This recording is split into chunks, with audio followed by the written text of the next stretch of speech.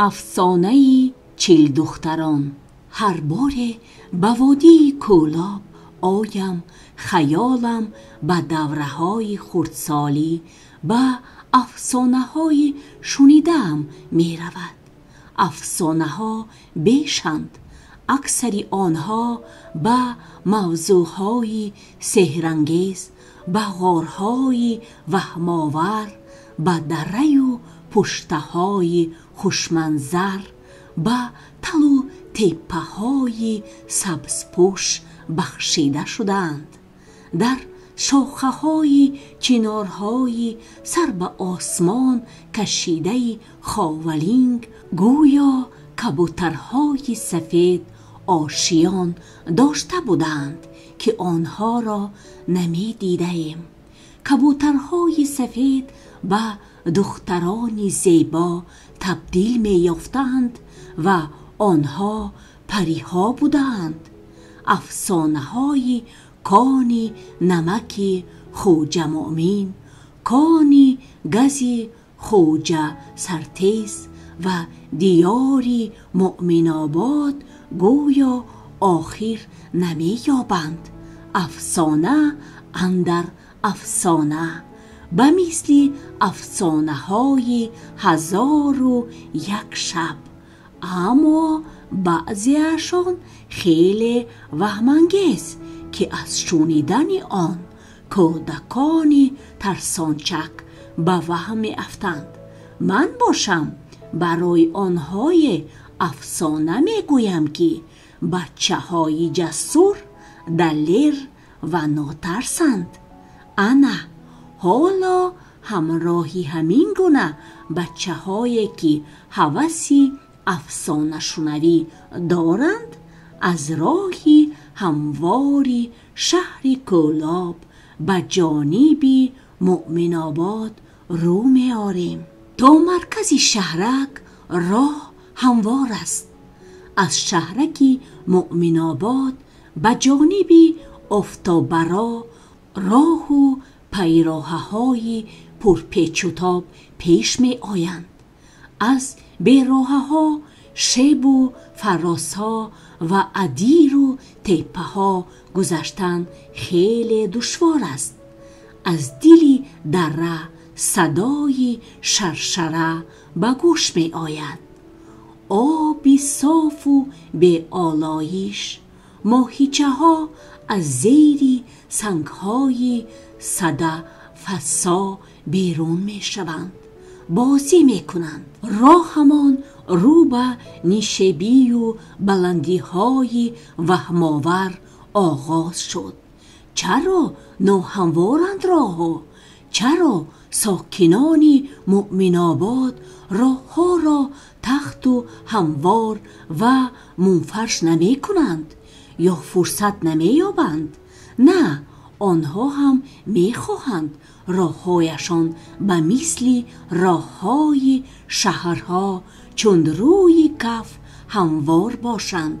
آخر در نوبت اول از این راهها خود آنها بیشتر رواج می کنند.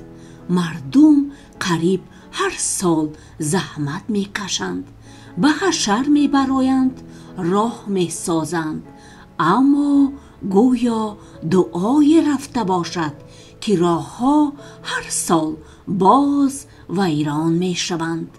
مردم بر آن عقیده اند که این کاری دیو و اجینه ها بوده. آنها میانی سنگستان و غارها، دشت و جنگل ها پناه می برده اند. در اصل این طور نیست. در بهاران از سنگاب سیل می آید. آب از بلندی ها هم بلند شده فریاد و فیغان کنان سر به بیراه ها می زند و راه های با عذاب بنیاد کرده را هم به کام خود فرو می برد. و بنده با دوستانی خردسالم که حالا از شهرک مؤمن آباد بیرون شده ایم، با پیراه های تنگ و باریک دره روانم. دو طرفی دره درختزار، درختزاران تا قله های بلند دامن کشیدند، همه را سبز گردانیدند. آفتاب پگاهی از سر قله ها از بلندی های خیلی بلند به درون دره بالای شاخ و برگ های درختان نور می پاشد، نورهای زرین، نورهای طلا رنگی پرجلا. در پیش متین دره، بعد از آن کوهی چیل دختران. محض از همین دره افسانه روییده، بعد به کوهی آوازداری چیل دختران پیوندی یافته است. دختران جسور از آغوش همین دره رو به کوه آوردند. اول نامی متین دره پیدا گشته و بعد چیل دختران. افسانه ما نیست، انا همین جا سر می شود. چرا متین دره می گویند؟ سؤال می دهد پسر بچه خروبکی گندمگون. جواب می گردانم بله، واقعه ها در همین جا زمان شاید 1000 سالها پیشتر سر شدند. در آن ایام هم شب می شد و روز می آمد، آفتاب می برآمد و شام می رسید. اما شام آن ایام به مثل بخت دختران، دخترانی که نقششان در کوهی چیل دختران مانده است، سیاه و تیره و تار می شده است. انا در همان ایام دورتر از شهرکی مؤمن آباد که ما و شما از آن بیرون آمده ایم، در یک شامی تیره و تار قلعه پدید می آید. مردم بامداد از خواب چشم کشاده قلعه را دیده حیران می شوند. اندر روایت این قلعه باز روایتی هست که گویا آن پیشتر وجود داشته است، اما به چشم ناعیان بوده است. این قلعه با جادوی و سحر نگاه داشته می شده است. باز می گفتند که نه، این همه دروغ. بله، دروغی که بر روی بیل نهی هم هرگز نپاید. اصلی واقعه چنین بوده است.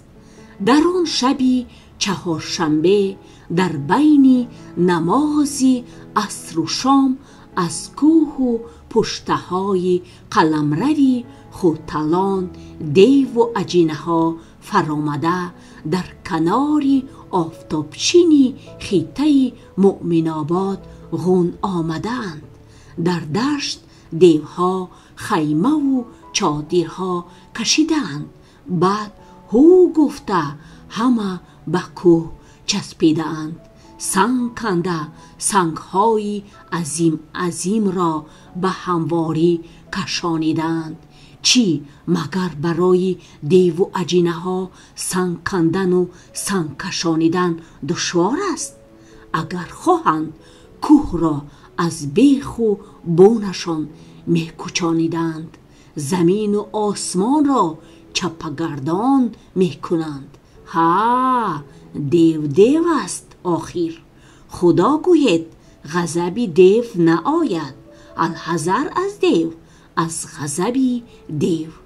دیوها در یک شب قلعه را بنیاد می کنند، مسکن می گیرند، بامداد به ظلم و ستم مردم سر می کنند. و باز در وجه پیدایش قلعه روایتی دیگری هم میان مردم بوده است. دیوها گویا سروری داشتند. سرورشان از نسل آدمی باشد هم، اما در ظلم تعدی از دیوها بدتر بوده است. او را مردم می دیدند و می شناختند. میری قلمروی کولاب، ملا، مردغول غازی بوده است. او را از ملک بخارا فرستاده بودند. همین طریق از دست ملا مردغول غازی دیدگان مردم خونبار، منزلها ماتم کده گشته، زنان و دختران روز نمیدیدند. از دهها شهرها دختران را می بردند. با فرمایش میر در همه جا نوکران او خاصه دختران را شکار می کردند. آنها را از پیش پدر و مادر از پهلوی شوهرهایشان به زوری کشیده می آوردند. فیغان آنها به آسمانها می پیچیده است. ملا مردغول غازی در میان قلعه، حرم سراها، خانه های درون به درون ساخته دختران را نگاه می داشته است. میری انسان نمای دیوافزا وحشیانه به دخترها معامله می کرده است. به دلهای نازک آنها پنجه می زده است. از روی گفته ها قامت ملا مردغول غازی به مثل چنارهای خاولینگ بلندی بدواهیمه، چشمانش کلان کلان چون طبقهای پرخون. دختران برابر دیدن میر غازی به هراس افتاده از هوش می رفتند.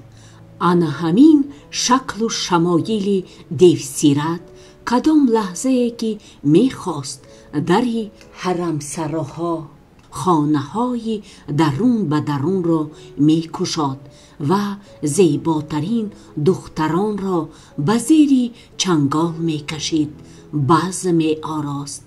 بعد بنیادی قلعه پردهشتش و به زیر اطاعت در آوردن ملک های نو، میر غازی ملا مردغول به جمله چاکران و لشکریان و دیو و اجینه ها فرمان می دهد که به تمام دهه ها جایهای اهالی نشین گرد و اطراف ختلان زمین بیروند، خانه به خانه گردند، همه جایها را سوزنکاب کنند و دخترانی نازنین قدرس، دخترانی قینغاله بجویند.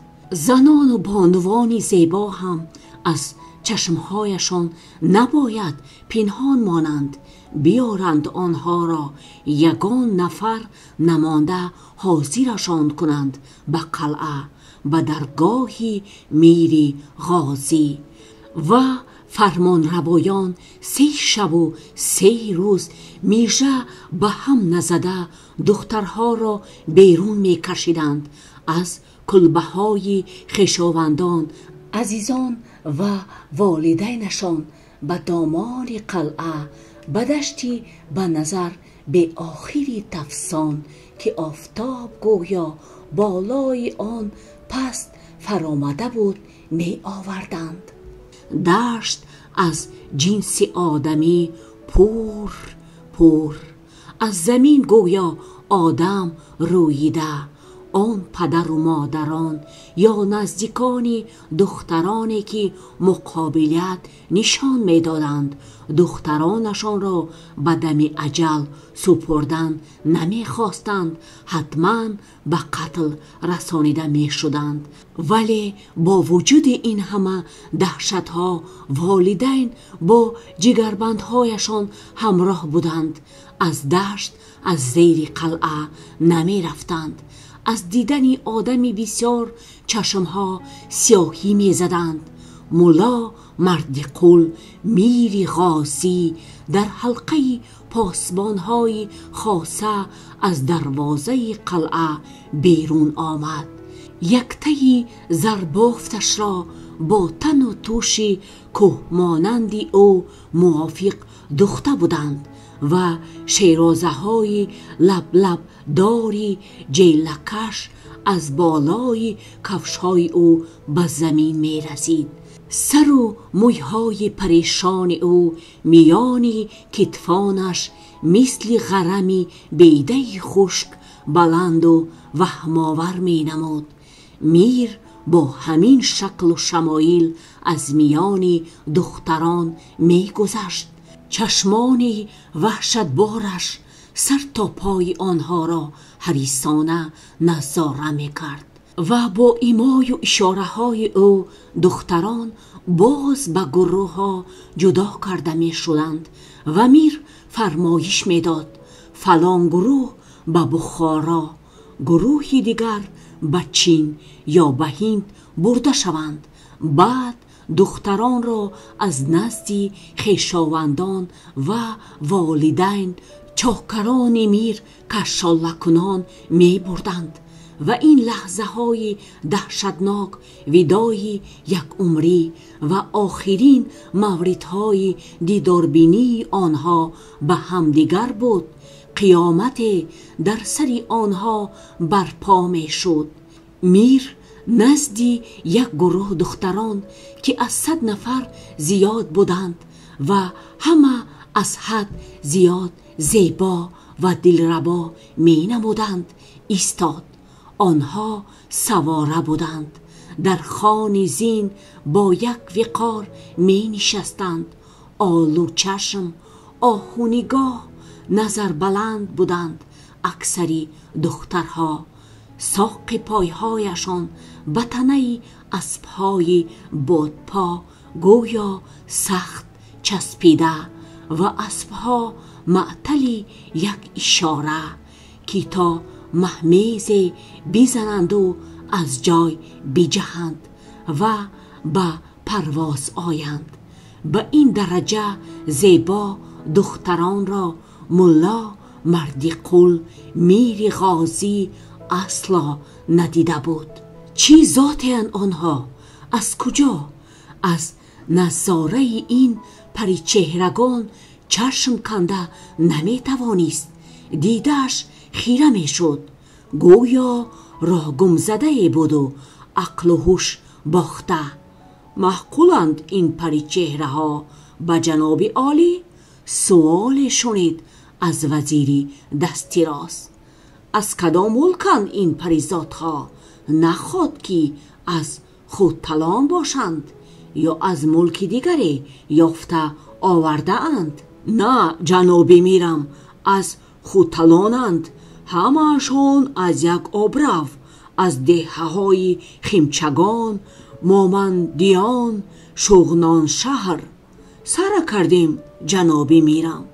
آفرین، از تماشایشان آدم مفتون می شود. به بخارا به خودی جناب عالی به حضرت امیر می فرستید. شاد می شوند، شما را باز هم عزیز و مکرم می دارند. نه نه، دهشت آور فریاد می زند مولا مردقل غازی. به حرم خانه خودم برید، به حرم خودم. این دختران زیبا از آن خودم، از آن من. بله، همه‌شان از آن من. زود تأخیر نکنید، برید. لشکریان دخترها را در حلقه گرفته به حرکت می آیند. به آنها امر می دهند پیش گذرید، به راه درآیید. و دختران گویا معطلی همین اشاره بودند که یک باره به اسبهایشان مهمیز زدند. اسبها گویا به پرواز آمدند. شور خست و چنگ به آسمان، صدای سوم اسبها به گوشها رسیده نرسیده دختران از چشمها غایب شدند. به جانب دره راه گرفتند و دختران دیگر که به اینجا به دامن قلعه آورده شده بودند از این دختران عبرت گرفته به هر طرف به فرار افتادند. نوکرانی به حساب میر از پس دختران اسب دواندند ولی به آنها رسیده نتوانستند. این دختران جسور میان خود سروری داشتند. مهینه بود نامش. مهینه دختری عزیزالله خرزمانی. وی با دختران دیهه و دیهه های اطراف هر روز کمانوری و اسب دوانی و بزکشی ها می کرد و میان هم گوشتی می گرفتند. به مثل آنها در خودتلان دخترانی جسور و دلیر نبودند. از این رو هنگامی که آنها را به زور ستم به قلعه میر جلاد آوردند، همه عهد بستند که به تقدیر تن نداده نظام بردارند، می‌گریزند. همین طور حلقه محاصره را رخنه کردند. بعد جنگ آنها با لشکری به حساب میر در میان دره 3 شب و روز دوام یافت. آنها به سر خصم تیر می ریختند، به کوه چسبیده به قله های دستنارس برآمده سنگ می غیلاندند، درختان را آتش می زدند. دشمن میان آتش و دود مانده دره را به دست خود درآورده نمی توانست. به دره‌ای که دختران آنجا با لشکر میر جنگ کرده حال آنها را به تنگ آورده بودند، مردمی دیهه‌های اطراف دره دختران متین نام نهاده بعدتر آنها متین دره خواندند. درباره متین دره قدمگاه دختران متین که بهر حفظ ننگ و ناموس خود با لشکری میر غازی ملا مردقل جانبازی کرده بودند افسانه های بسیارند و ادامه این قصه چنین که دختران در زد و خورد شدید اکثر تن به کشتن داده زنده به دشمن تسلیم نمی شوند. دخترانی زنده مانده ناعلاج از متین دره بیرون شده رو به کوه می آرند و نهایت به قله کوه می رسند که ما الحال در نزد پیکره سنگین آنها قرار داریم. دختران با سروری مهینه انا در همین قله کوه از راه باز مانده شب را می گذرانند و تا سحر به درگاه خدا می نالند و چون صبح می دمد و لشکر به جانب آنها راه می گیرد، یگان نفری دختران را پیدا کرده نمی توانند و می بینند که دختران پاکتینت با خواست خدا در تنه کوه به سنگ مبدل شدند. 40 دختری جسور، 40 دختری پاکتینت و نام کوه 40 دختران هم از همینجا پیدا شده است. همینجا بچه های عزیز افسانه ما، افسانه 40 دختران انجام یابد. اگر پسند افتاده باشد من به شما باز افسانه دیگر خواهم گفت.